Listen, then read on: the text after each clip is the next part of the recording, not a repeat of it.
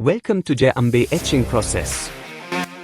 Today, we'll be exploring the fascinating world of 5-axis laser texturing on toy car tire molds. This cutting-edge technology is revolutionizing how intricate patterns and textures are applied to molds. Imagine being able to create realistic tire patterns on a toy car that look just like the ones on real vehicles. That's where 5-axis laser texturing comes in. But what exactly is it? Unlike traditional methods, 5-axis laser texturing allows movement along 5 different axes, 3 linear and 2 rotational. This means the laser can reach even the most complex parts of the mold, creating highly detailed and precise patterns. This advanced process uses high-powered lasers to etch fine details onto the surface. The result?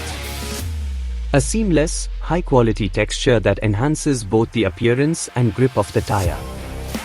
You can see how the laser texturing adds depth and realism, making the toy tires more visually appealing and functional. With 5-axis laser texturing, manufacturers can achieve consistent, repeatable results, ensuring every toy car looks just as detailed as the next. This technology not only speeds up production but also pushes the boundaries of what's possible in design.